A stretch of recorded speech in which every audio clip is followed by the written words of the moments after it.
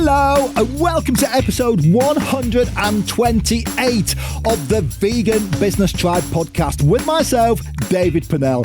And Vegan Business Tribe is here to support you and to inspire you, not just to build a vegan business, but to build a successful vegan business. And you can listen along on Spotify, on Apple, or wherever you get your podcasts. So you can also watch the video version on YouTube too. And thank you as always to our amazing sponsors who are Vegan Accountants, your partner for vegan business growth here in the UK, and Mad Promotions, your vegan PR agency who will get you and your business in the news. Both are amazing vegan businesses who will significantly help your vegan business. So please do go check them out as our sponsors. And also, come and get involved with us. If you are looking to be part of a most wonderful community of vegan business owners and entrepreneurs, then come sign up with us as a member. And not only do you get access to all of our content and our workshops and our online events, but you also get a free 20-minute Zoom call with me to talk about your vegan business or just your idea for a vegan business if you haven't started yet. So just head over to the website at veganbusinesstribe.com. Click on that massive join button on the homepage and that will show you everything that you're going to get as a member. And just to say thank you, if you are already a Vegan Business Tribe member, because we could not do what we do without you. We are wholly funded by our membership site, and this podcast, all the work that we do championing the vegan business scene and supporting vegan entrepreneurs, it's our Vegan Business Tribe members who allow us to do all of this. So if you are already a member, then just thank you so much. And if you're not, but you love what we do as an organisation, then you can help make sure that we keep doing what we do by signing up with us to support us. Now, moving on, we've got a special live episode today that was recorded at the Vegan Party Conference in London last month, organised by VegFest UK. And Tim, the founder of VegFest UK, he is a long-term friend of Vegan Business Tribe, and he has been extraordinarily kind in giving me permission to share this live recording with you from the conference. And it's a panel discussion that we organised on how we can support vegan businesses. And if you're a long-term listener, then you're going to recognise some of the vegan business owners who joined me on this panel discussion, including Matthew Glover, the co-founder of Veganuary, Veg Capital, Generation V and VFC, our Vegan Business Tribe sponsor, who you've just heard me mention, Keith Lesser from Vegan Accountants, Mitali Deypurkaystha, who is the vegan publisher and also a Vegan Business Tribe member, and Daisy Botha, who is the founder of Vegan Fairs, and Daisy is a VBT member as well. Now, this is a recording of a live event, so it's not studio perfect audio like you're listening to now. But don't let that put you off listening to the content, because you're going to get some just really good takeaways from listening to 5 just very knowledgeable vegan business experts talking about this topic. And actually, I think that some of what we're going to talk about and the opinions given, it might just surprise you as well. And one final note, that if you are watching the YouTube version, that only the audio from this session was recorded. So you're about to get a very nice graphic from the event to look at for the next half an hour or so too. So maybe just leave it on in the background and go make yourself a nice drink or something whilst you are listening along.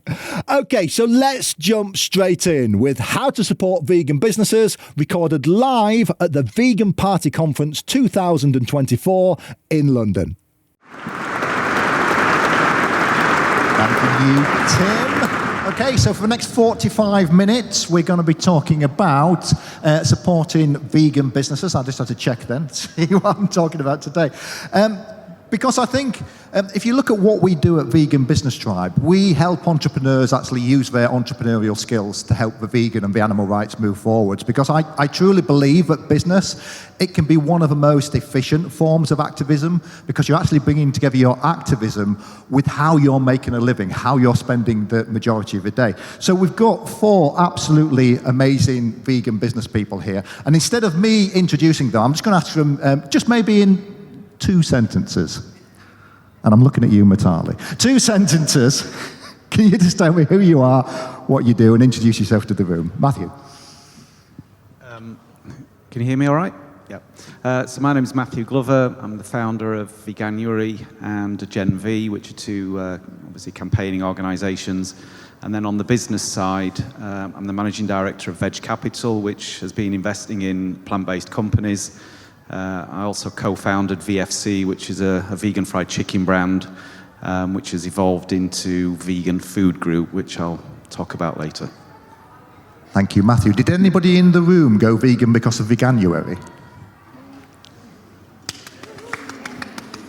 This man here. Mitali. Hi, I'm Mitali. You can hear me? Yes. I'm Mitali, founder of the Vegan Publisher. So I work with vegan and ethical business owners, help them write books. So let the world know what their mission is and their values, and hopefully change other people's minds. And I'm also training to become an AI consultant, because I truly believe if we're going to get the vegan movement out there, we need the power of AI. So that's what I do. Thanks, Mitali. I'm Keith, vegan accountants. So we started the vegan accountancy brand 4 years ago alongside our family accountancy brand. And since then, we've grown to support 50 vegan businesses and have 6 vegan employees. But obviously, you can't discriminate because you end up in the Daily Star, although I thought it was a bit of a non-story, to be honest. I think it was a bit of a slow news day, so... Hello, my name is Daisy, and I run a company called Vegan Fairs, and we organise vegan markets and events across the southwest of England, and we're now probably one of the biggest vegan events companies in the UK. Brilliant, thank you so much. So what an amazing panel of people we've got here. Now, I want to actually start by saying that it has been hard for business. I think we can all agree over the last few years. We had Brexit, then we had COVID, then we had the cost of living crisis. So it has been an incredibly difficult landscape for businesses in general. And hundreds of thousands of companies go bust every single year. But when that's a vegan company that goes bust, we'll see there is this kind of media narrative that the reason that that company failed was because it was vegan. But, businesses, they have a 60% failure rate in the first 3 years, and a proportion of that is going to be vegan businesses. But when we look at, say, somebody like McDonald's, anybody here a fan of McDonald's? Well, you'll be pleased to know that their sales have been struggling over the past 12 months. But the media narrative is completely different. They're scrambling after all the reasons that that's happening that's got nothing to do with the company or the brand, all those external reasons. So one of the reasons that we really want to support vegan businesses is not just to help move the cause forwards, but it's also to kind of try and fight against that media narrative as well. So what I'm going to do is I want to start with Daisy, if that's okay, Daisy. So I'm going to come to you first, because I think you support the kinds of businesses that probably we first think of when we think about a vegan business. So the traders, the people like we've got here with the market stalls. So first of all, just give me the view of what the outlook is at the moment for that part of the sector that you serve. But also, just tell me, what can we do to support these kind of businesses? Yeah, sure. So most of the businesses I work with on a daily basis are independent businesses. So they're businesses that people have started up themselves. Quite often, people are doing it as a part-time, side hustle, and they have a real job, although we've got quite a few businesses now that it is their full-time thing, is running their vegan business, whatever that may be. And I'd say, it is a tough time at the moment for independent businesses, not just vegan independent businesses, and markets and events, and for even festivals, the large festivals, the traders at those events are struggling across the board, not just necessarily because they're vegan.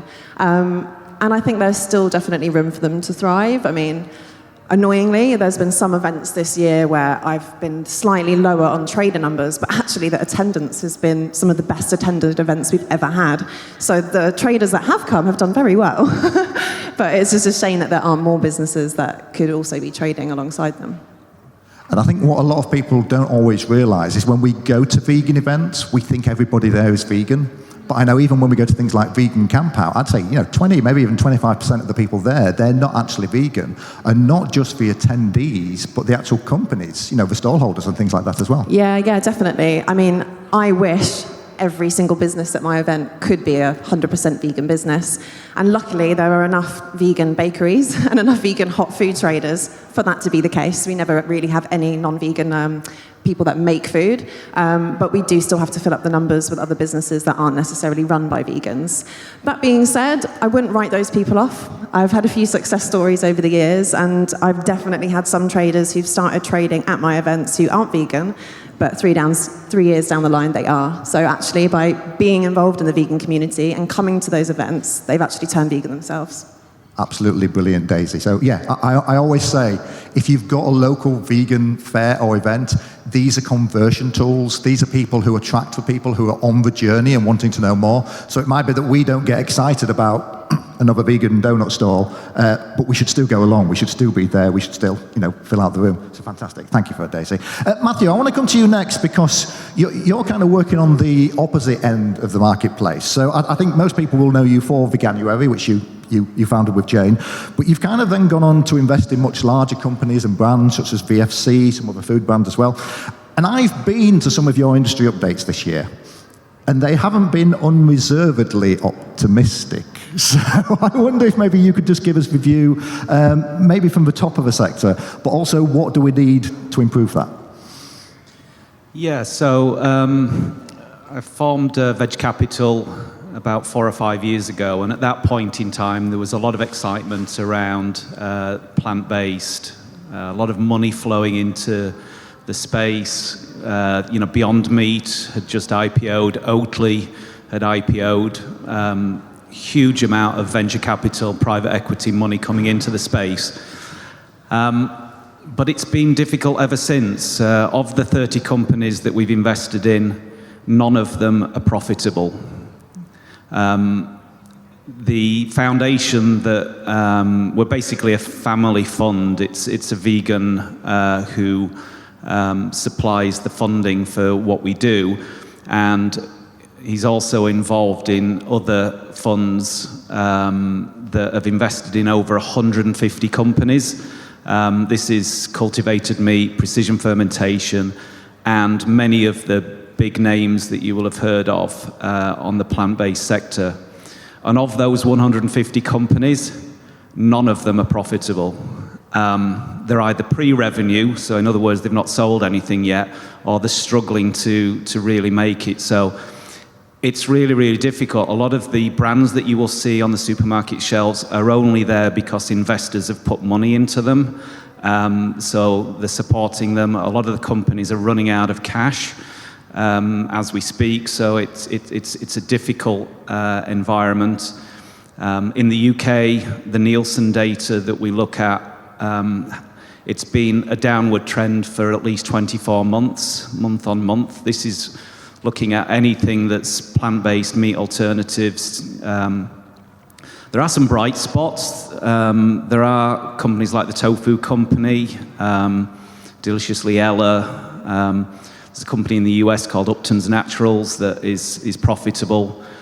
But across the board, it's been very difficult. Last week, there was news put out that Quorn, which is the market leader in the UK, to give you a bit of context, they were acquired by Mondi Nissin in 2015, had plans to get to 1 billion sales, and they've actually gone backwards. Sales of 200 million roughly last year, and a 60 million loss. So yeah, it's not great at the moment, I'm afraid. So I'm sorry that's not an optimistic picture, David.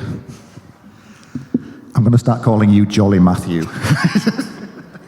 But I mean, just to follow up on that point though, I mean, you could also argue that animal meat and animal agriculture, that's not profitable either. That's only because it's so hugely subsidized. So what do you think we actually need in the plant-based and the vegan sector? Well, what we've chosen to do is focus on consolidation. So there was a brand called Meatless Farm, which many of you may have seen and heard of. It went into administration. That business had raised about 90 million over a number of years and ran out of cash. A lot of it was mismanagement. A lot of it was difficult trading conditions. So we acquired that business out of administration, merged it with VFC, and it started to make sense financially to have one team running two brands. This is, I'd like to say we were very proactive from the outset, but a lot of it's reacting to the current conditions. So we then bought Clive's Pies, and then we had 3 brands, and then more recently we acquired a company called Tofu Town in Germany, which gives us manufacturing and distribution. We have stopped investing in new companies, and we are setting ourselves up to create a CPG company that has multiple brands, so that we can get to the scale that we need and drive efficiency through having, a consolidated sales team, marketing team, finance team, and we believe actually we'll be profitable across the 4 brands by Q4. So that's the strategy that we're using.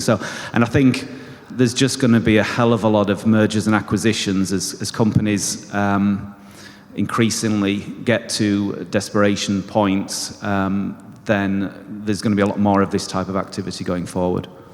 Fantastic. So we're looking at the vegan Unilever, is what we're basically saying. Yeah, fantastic. Thank you, Matthew. Right, Keith, I'm going to come to you next to follow the jolly theme. Now, I actually use Keith and Vegan Accountants as an illustration of where the vegan business scene is at the moment. The fact that we have vegan professionals, we have vegan accountants. If you want financial advice, if you want to get a mortgage, if you want business insurance, you can get all of those things from vegan professional companies as well. And I think people are quite surprised at that. So you, Keith, you've got a very different kind of angle on the sector because you do work with a lot of vegan professionals. And I think one of the problems that you face as vegan professionals is actually letting vegan businesses and vegan people know that companies like you actually exist. Yeah, well, I'll be a bit more optimistic, I guess, because I look at a completely different sector, which is more the small business sector, up to maximum about 10 million revenue. So, look, I think when you run a business, it's not like you get taught in school and all that. So it's not necessarily a natural skill set that people have. It's complicated. And I think what I find is people have a super strength. They might be good at product or marketing or good with people or whatever, good at sales, but they're not necessarily good at everything. So it's about having the right experts in the right positions. And that's really, from my point of view, where we can come in and provide that support if they're not financially focused and haven't had the support on that side of the business. And it can, as you've touched on, be catastrophic, really, because, I've seen it again and again. If you don't have the right support and it's not your skill set, certain things, and you don't get the right experts, the business can fail. So I pride our business really on quality first and then vegan second. But the reason for that is because if we weren't a quality outfit, we wouldn't exist. So the vegan part's irrelevant. So that's how I've always looked at it. And, we're transitioning really from general to vegan, and it's slowly, but, now about probably 20% of our clients are vegan.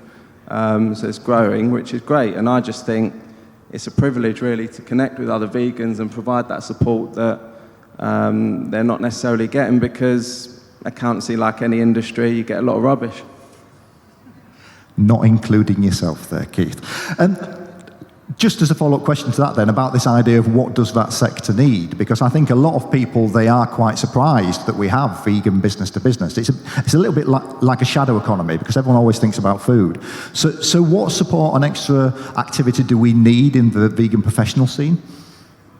Well, look, as you know, with Vegan Business Tribe, this is all about people and connection and relationships, and that's the key thing. So when I hear, and you can apply this to any industry, but when I hear things like, from your members and others, oh, I've never spoken to my accountant, there's no relationship, they're useless, they never reply to my calls, You can literally apply that to anything, events planning, whatever it is. So it's just about that relationship and connection. And obviously, from my point of view, I find the veganism just strengthens that, really. Fantastic. So, Mitali, I want to come to you next. And I kept you to last because you work with the thought leaders of this sector, so the people who are writing books and actually trying to move the sector forwards. And we've got a stage here today with, and I include you here, many thought leaders. So what does this part of the industry need in terms of helping vegan businesses? Is it a case of just inspiring more people to actually take those leadership roles, or do we need to actually just be more hands-on with what we're doing as well? Both. Why do I have to choose between the two? Well, yeah, I'm in a unique position in that I'm working with people who are already thought leaders or looking to become thought leaders, and they will always say it's a many-pronged attack. You need that. You need to inspire people, but you also, I love what you do. That's why I became a member, because I realized that activism isn't just this one thing. When most of us think of activism, we kind of think of, protesting and boots on the ground, and we absolutely need that. But your business can be a form of activism as well.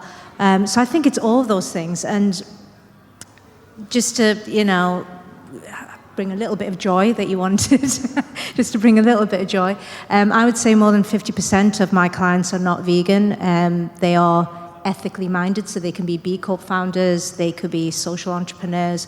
I'm always amazed how many of them actually turn out to be either vegan or they're at pains to tell me that they're 90% vegan or 95%. It's like, I'm not your mother, I'm not going to come and check your fridge or anything, but they feel the need to let me know how vegan they are. So I think what we as thought leaders need to, all of us, think about is how we make being vegan something to be genuinely proud of.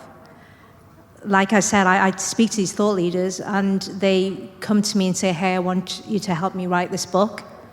And then through my relationship with them, I'll find out that they're vegan. There's nothing on their LinkedIn, nothing on their website to say they're vegan. So there's almost like possibly a bit of a stigma about being vegan, and that shouldn't be the case. It should be something that's really pro, and it should be seen as something that's ethical, and even non-vegans should aspire to be vegan, even if they're not vegan themselves. So I think that's incumbent on all of us to try and create that. And I think picking up on that point specifically, people are always surprised that non-vegans buy from vegan businesses. Mm-hmm. Now, you went through this own journey yourself with your business, where it's called something completely different, and you rebranded it as the Vegan Publisher. What happened? Well, first of all, let me tell you why it took me that long. I was very scared. My publishing business used to be called Let's Tell Your Story Publishing. Very inoffensive. Let's tell your story, great. And I did that typical thing that newbie business owners do. Let me try and get as much of the market as possible. And then when I rebranded to the Vegan Publisher in 2021, I was really scared that I was going to limit the kind of people that I would attract, because I thought, well, what if people aren't vegan? They may not want to work with me.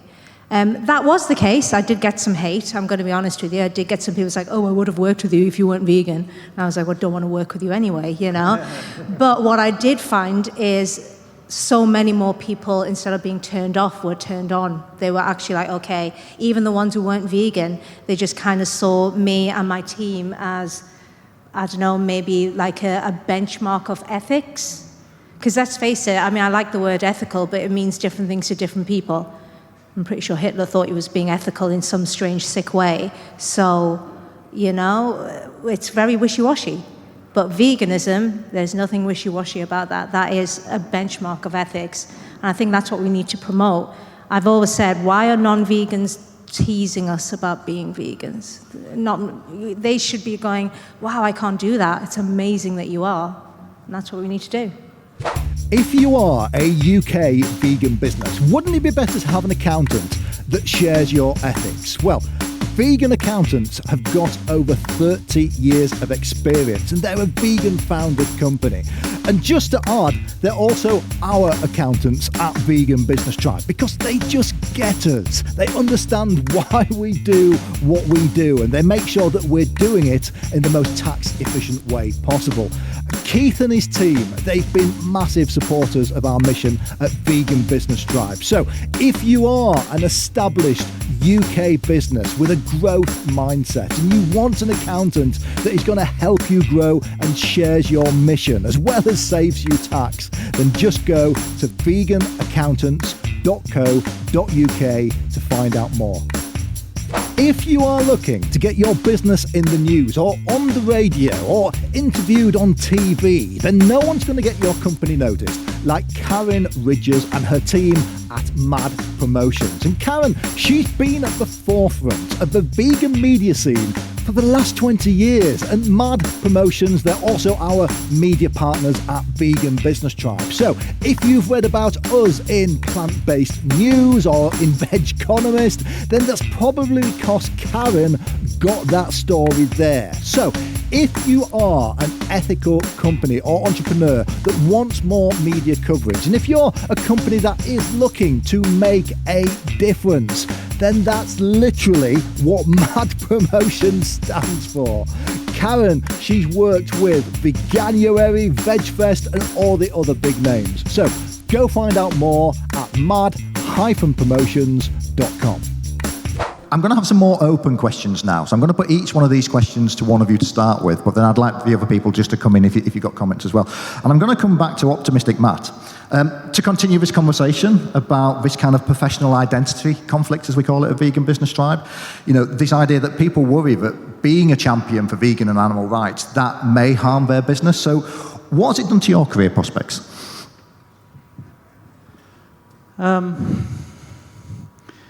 I mean, I used to sell double glazing for a living, and I was earning probably 3 or 4 times more money 15 years ago than I do now. So, to answer your question, it's not being great. Optimistic Matt, ladies and gentlemen. But I am doing something that I love, and it's important. So, you know, I'm not trying to talk any of you out of setting up businesses or running vegan businesses. Of course, we need to be doing that. But yeah, I'm just realistic. You know, I think the reality is that if anybody in the room is thinking of setting up a business, particularly in food, which is where I've been working, so I'm not familiar with the business type of businesses that the rest of the panelists have got. But if you're setting up a food brand, the reality is that it's unlikely you're going to succeed. So I think as long as people set out knowing that it's going to be incredibly difficult,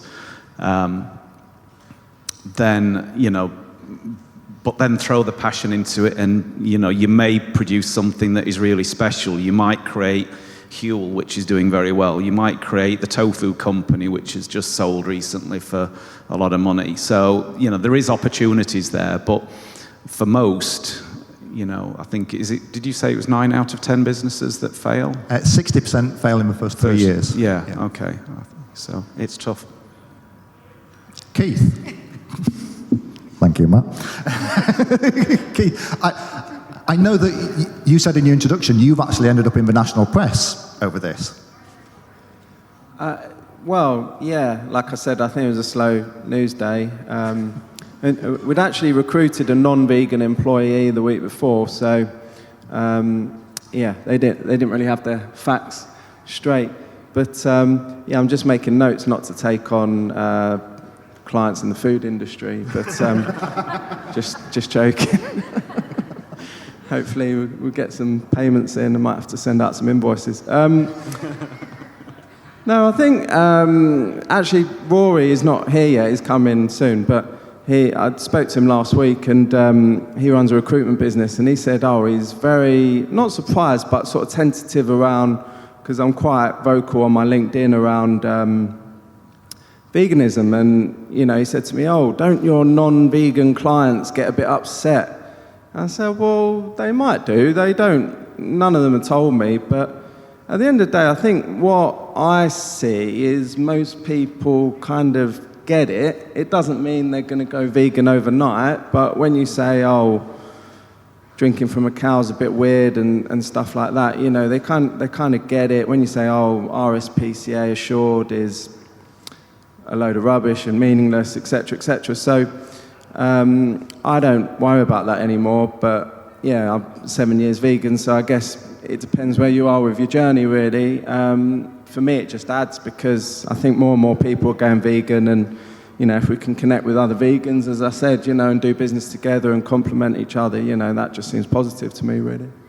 Yeah, and I think that whole point, especially about LinkedIn, you know, I do get some comments on LinkedIn that I'd expect to get on other platforms, maybe like Facebook, which are just, all, you know, look at all your vegans, stop pushing your worldview of me for animal kindness, things like that. But if you look at our members at Vegan Business Tribe, the vast majority who say they are a vegan business and they're very public about it, their client base is still largely made up from non-vegans. And I think that now people actually think of veganism as being something to aspire to, as you were saying, Mitali, even if they don't do it themselves, you know, that they're happy to use a vegan business because it's a bit like, you know, doing your recycling or something like that. It's one step away from doing the good yourself. And I always believe that if you have a vegan business and you just look to sell to vegans, you've kind of missed the point of having a vegan business in the first place. So yeah, I think that's a really interesting conversation to have. Daisy, I just want to put a new question to you as well. So we just talked about that stat, you know, that 60% of businesses do fail within the first 3 years of starting up. So how do we help businesses get through that stage? How do we actually get them past that startup stage? Because I'm guessing a lot of the companies you work with, they are new start businesses and they see a fair and event as just a great way to test out a product and to get to know the public. Yeah, sure, there's an element of that, but then I also think there's quite a few of my traders are, I think that in today's day and age, there is a bit of an obsession with growth and everything has to get bigger and better. But I've got quite a few traders who are pretty happy with what their setup is. They go to markets every weekend, they sell products, they're not looking to get any bigger, they make a decent amount of money, and that they're happy in life, you know. And then we do get some that they use our markets as a stepping stone up. So we've got plenty of businesses who no longer trade with us and loads of success stories. You know, there's businesses like Hogless Roast, if you're from London. Their first ever event was Stroud Vegan Fair in the middle of the Cotswolds in Gloucestershire. And now they won a Just Eat British Takeaway Award for the best takeaway business over non-vegan businesses as well. They're doing really well. They've got three outlets in London now.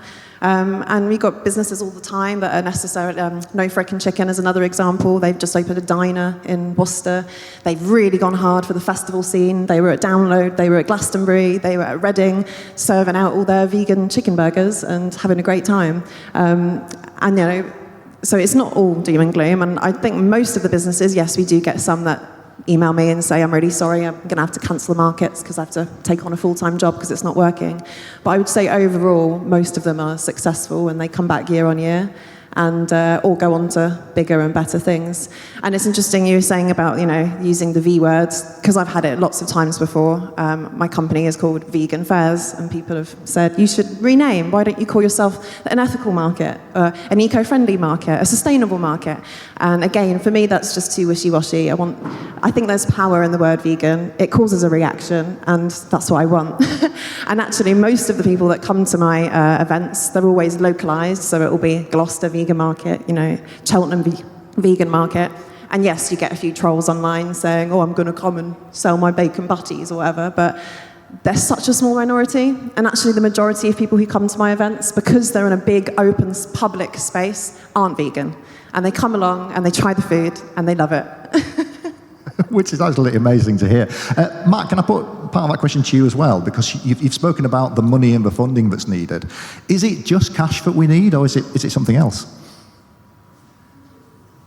I think what we need is social change. We're just, I mean, look at the room here. There's not many of us. You know, like 4 or 5 years ago, I think this place would have been full. So the movement as a whole is in a slump. It's like it's burnt out, and you know, the numbers of vegans was growing from 2014 through to 2020. I think that's leveled off. I don't think we're making a huge amount of progress, or haven't been in the last 3 or 4 years. So you know, this is where business and campaigning sort of, it's a supply and demand situation, isn't it? So for vegan businesses to be able to supply the products that consumers need, we need to increase the demand. And so I think we need to figure out better strategies as to how we get people reducing their meat consumption and joining us, basically. I do see signs of hope. Sorry, I'm not all negative. There is signs of hope. I think that, a lot of the friends that I have in the movement are really starting to work on strategy now and coming together and working out a big plan. So I'm hopeful that we will be able to reignite and reboot the movement. It's just that, for me personally, it does feel like at the moment we're in like that trough of disillusionment. It's where it's gone like that. It's come down again, but my hope is that we get back into growth. We'll pull you out of it, Matt. Don't you worry. We'll pull you out.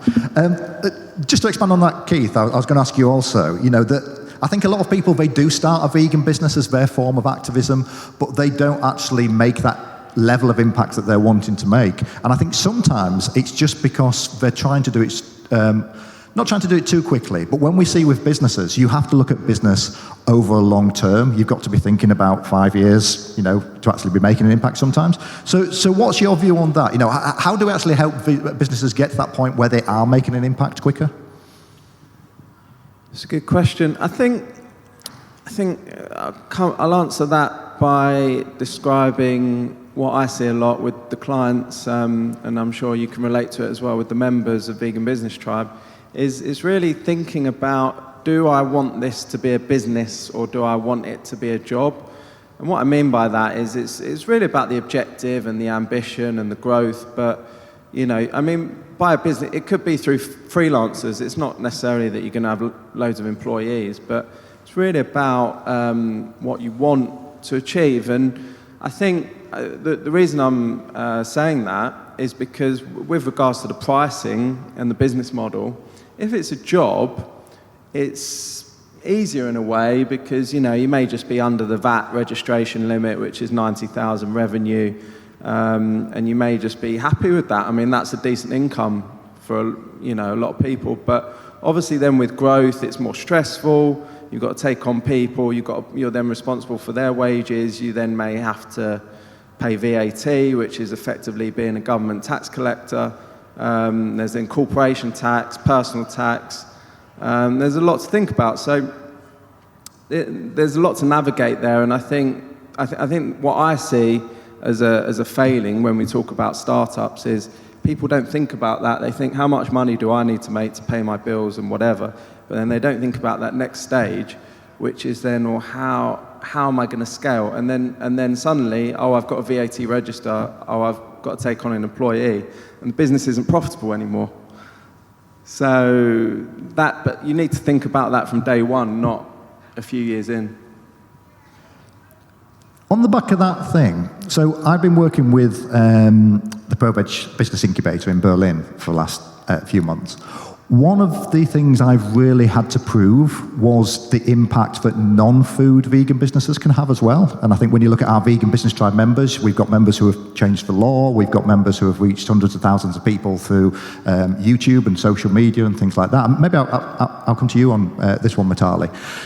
Do you think that sometimes when we look at the vegan business sector, that we just focus on food a little bit too much? And Daisy's nodding, so I'm going to pass a mic to Daisy afterwards. Food and increasingly clothing and makeup, toiletries, that sort of thing. We don't really think of accountants and publishers and AI experts, and you don't kind of think of that. And I think that's where the biggest growth really is. Well, if you've got anything to go by from me, definitely sounds like that's where the growth is going to be. I think does that answer your question? I feel like I should have given you more there, but I think that's what I'm seeing. I mean, my accountant is vegan, and and Jay, who you know from Mindful Wealth, he does my wealth advice and investing my money and that sort of thing, and I think that's where the biggest growth is.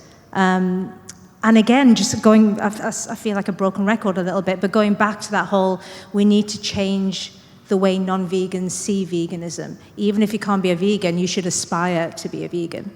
and if we can change that and make sure that everybody sees veganism as a pinnacle, even if you can't reach it, fair enough, but you should see it as a pinnacle of ethics, then wouldn't you want your accountant, your lawyer, your pension advisor, your anybody that you're taking advice from, wouldn't you want them to be vegan? And again, following on from that, if you look at our Vegan Business Tribe members, only 20% of our members have got anything to do with food or drink. The rest are services or entertainers or lots of different things. Designers. The creative industry is huge for vegans as well. Looking at the people who you work with, so the thought leaders that you help make into published authors, what percentage of them have got anything to do with food? None. What? No, sorry. She's going to hate me for forgetting her. I did publish one lady about 18 months ago, and she has a food business. I'm about to publish my 50th author.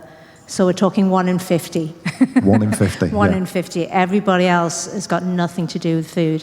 And not that I'm against food entrepreneurs reaching out to me and wanting to, write about it. But I think where I excel at, my team and I, what we're trying to do with the Vegan Publisher is show the links between veganism and the other movements. I think where the biggest problem we have as a movement is we are a movement separate from other movements, but we're not. Something you told me a few weeks ago, which really kind of stuck in my head, was that there's roughly, similar numbers of people in the UK who identify as queer as those who identify as vegan. And yet look at the LGBTQI community, how big it is, how people like me, who I'm not queer, not that I'm aware of anyway, I still want to celebrate Pride, and I was out on Pride Month. I did 3 Prides this year, just wanting to be out and support that community. We don't have that level of support in our movement. So we do need to find those links. I got into veganism not in what I would class a typical route. I didn't watch Dominion, or I didn't, wasn't taken to, a vegan festival with the main routes of people become vegan. I became vegan because I experienced a lot of colorism in my life and feeling stereotyped and boxed in, and I started to make those links between what animals, if they could talk to us, what they would feel like to be labeled as food or hunting thing or lab thing, or these boxes that we put animals in that they didn't ask to be put into. I was put into a particular box, different boxes. So I think as a movement, and what I try to do with my authors, is they're writing books on lots of different social issues, and hopefully through those books people can see the links to veganism, because I think all of my authors truly believe the thing that underpins all the isms, whether we're talking about racism or sexism or homophobia, everything goes down to speciesism. If you can put animals into categories, of course we're going to put human beings into categories, and then we're going to think certain human beings are lesser than us, and therefore we can do whatever we want to do with them. So yeah, I think the big change needs to be, we need to make those links into other movements. We can't be this insular vegan movement. The vegan movement needs to link with the LGBTQI community. It needs to link with communities of colour. I've got a wonderful lady who's about to be published in the next few weeks, and she was a governor and one of the biggest prisoners in the country. And she talks, in the entire book, she talks emphatically how prisoners are treated like animals just because they did something wrong. But no one thinks, well, how did they get to that point where they did that thing that was wrong?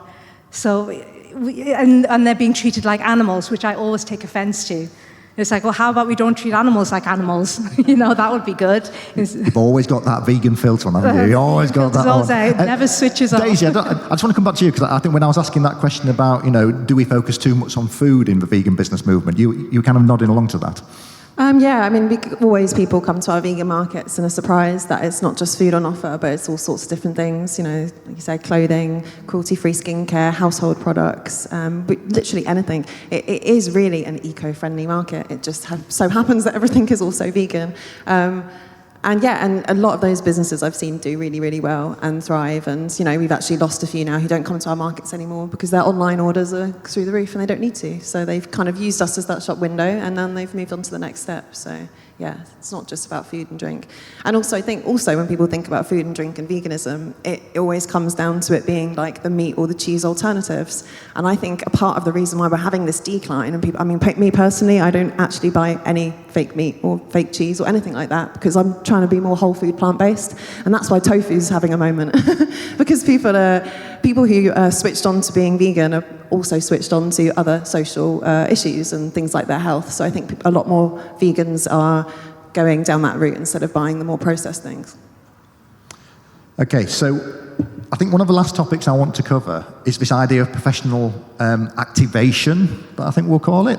So we've seen already what an influence celebrities can have when they get involved in the vegan movement. We were just talking about the RSPCA, how people like Brian May are now stepping away from that and that they're taking that support with them. I know with Veganuary, you've been very good at getting celebrity endorsements and backers of that as well. So how do we activate more professional vegans? You know, I think especially not just for professional vegans, but for people who are on that journey as well. And I'm thinking of people like Deborah Meaden. You know, she tells herself, she's somewhere between 90% plant-based and vegan as well. So how do we actually get more successful vegans who have got nothing to do with the sector at the moment, actually to embrace that veganism and come and join us? And Matthew, just because you've got a little bit of history of this with Veganuary, I'd like to start with you on that one. I'm surprised you keep asking me questions because I keep lowering the tone a bit, don't I? You could always not. Actually, there's a book that I read recently called Change, How to Make Big Things Happen. A guy called Damon Centola, and he looks a lot at social change strategy, and he actually argues that big influences don't really make a difference, and that really, if you look at social change over the years, it's tended to happen in social clusters. And moved on from there. And when you then get that growth, and for example, the street fairs that Daisy does, they're so important for that, and you get the growth in certain areas, then you might get celebrities that just stumble across veganism and become advocates that way. So it comes back to social change theory. If we become more successful at converting people to our way of thinking, then I think you will find these influencers just naturally embrace what we're doing. Yeah. And Keith as well, I'll ask you the same question, because you do work with a lot of people who are in professional business. They might be vegan, but they don't really embrace that. So what can we do to just use their visibility to kind of leverage that? Well, I'm not sure about celebrities, but I think I'm big on collaboration, and what I find is it's really important to know who you want to work with and which type of customer you want to work with, and once that's clear, you can then refer business if it doesn't meet that suitability, or also receive referrals, and there's give and take within that. So for example, now obviously if I get an inquiry for a food business, I'm going to refer that on to another accountant, and then I'll get a referral back from that, and they'll be able to pay my invoice. So you just have to evolve and think about these sorts of things, really. You could just send them to Matt. He'll sort them out. Mitali, any idea how we go and find those professionals who are very successful in their careers but not engaged with the movement? I think just continuing on what I said on my previous question, I think those people, like you said, will come naturally. But I really do believe as a movement we need to start making those inroads and links to the other movements. I kind of go a little bit, I have a friend, let me give you an example. I have a friend in Manchester who I haven't spoken to in a few months, and she called me a few days ago, and she talks a lot on stage about the intersection of racism and feminism. And she talks about how black women are the most, because they have that intersection to deal with. So they're dealing with, they call it misogynoir. I learned a new word a few days ago. I was like, misogynoir, okay, I like that. So that's the intersection of racism and misogyny that particularly women of colour and particularly even then black women face. And then she couldn't, I wanted to scream at her. It's like, but can't you see the biggest intersection is speciesism? But she couldn't see that. But we need to make those inroads into those groups, because if we can get those activists involved, if you can get people of colour, if you can get people who identify as queer to see their oppression and see how animals are even more oppressed than they are, and they have almost a duty that if you're going to cry about your oppression. You need to be the ones protecting other oppression, and making sure that isn't happening. As soon as we make those links, we're going to get a lot more celebrities and influencers involved. Because all influencers, even influencers who are racist, don't want to be seen as racist, do they? Exactly, yeah. Yeah, exactly. And they don't want to be seen as sexist, and they don't want to be seen as homophobic. Exactly, so, but I think especially in the business world as well, absolutely. Just finding, Deborah So Mead if we can get those people. links in, then all those people are going to come into the movement. Fantastic. Right, now we're nearly up at time. We've got exactly 2 minutes left. So I'm going to go to the final takeaways now. So what I want, just from 30 seconds from all of you here, is what's the one thing that the people here in the audience today can actually do to support vegan businesses? Daisy, I'm going to start with you and we'll work down the table. Well, mine's pretty easy. Come to one of my events. Go to your local vegan festival market. It doesn't have to be mine. They happen all over the country. There's one every day of the weekend in the UK. And sometimes, you can make a nice little road trip. Go find somewhere new, support vegan businesses. Talk to them, get to know them, buy from them. When's your next one, Daisy? Tomorrow in Chepstow in Wales. There you go. Fantastic. Right in the middle of British farming, countryside. Oh, wonderful. Fantastic. Thank you. Keith, what's your one takeaway? Oh, I touched on it earlier, but I think I would say for everyone to consider their super strength and kind of where they can actually make a difference, because we can't all do everything all the time. So just kind of really focus in on that particular thing. Yeah, absolutely. And when one thing I will say is when you've got a vegan business, lives are literally at stake. And that kind of gets you out of bed in the morning. So I think, using that as a superpower, that's, 100%. Mitali, what can people in the audience do to support vegan business? Oh, God, what do I say that hasn't already been said? I should have gone first there. God, I don't know. But, I tend to think in stories. This is why I'm a publisher. I tend to think in stories. So I would say, go to your vegan businesses, especially food businesses, and actually talk about. What I tend to find with vegan businesses, they tend to be very insular. I just want to serve vegan food, and it's very vegan. And I remember having a conversation a few weeks ago with a lady who creates vegan cakes, and she's vegan. And I said, so your cakes don't have any milk either, do they? And they're no butter. It's like, no, absolutely not. And so you do realize that most other places and bakeries that do cakes, they can do vegan cakes, but may contain butter and may contain milk, which is very useless for someone who's lactose intolerant or even worse, allergic. You should be pushing that. And she never even thought of that. It's like that's an even bigger group of people that you could be selling your cakes to. You can say you're truly lactose free. So really, I think sometimes vegan businesses can be they're just tunnel visioned, and it's our job to widen their horizons, say there's so many other people that you could be serving. Is that good? Yeah, absolutely. Always making that. Now, optimistic Matt, what can these lovely people here do to support vegan business? Well, I would say support VegFest. Tim's over there. He'll agree with that in the future.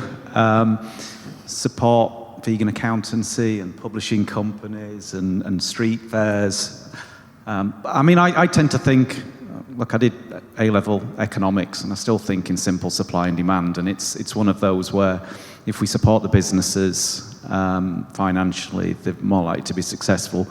But not just that, we need to work on the campaigning side of it. If one individual converts one other person, and that person then goes and supports the businesses, we're going to be more effective. So I know everybody's trying it anyway, and I know it's more complicated than that. But it is essentially what needs to be done. Thank you, Matthew, for ending on an upbeat. There we go. So thank you so much.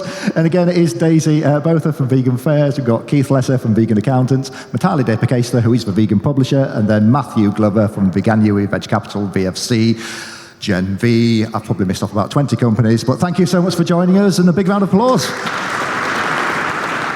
And that was a great session. And by the end, we'd actually given Matthew the nickname of Optimistic Matt. But I understand where he's coming from.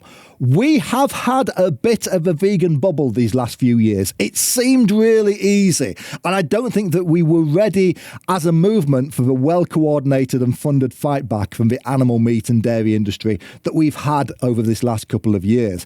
But hopefully, sessions like this will also inspire you to keep using your business as activism.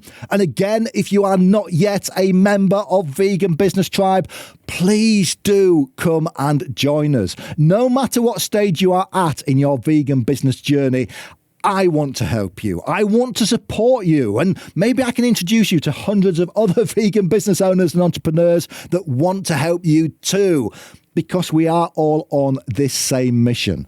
And also, that's how you can support us. So if you feel that you get value out of all this content we produce, please do come sign up with us on veganbusinesstribe.com, and you'll also get a one-to-one Zoom call with me so we can talk about your business when you join too. So that's it for this episode, and I'm actually heading back to Berlin for the next 2 weeks for the second half of a Pro-Veg Kickstarting for Good incubator, so expect to see some more incubator video diaries from me soon, and I'll see you on the next one.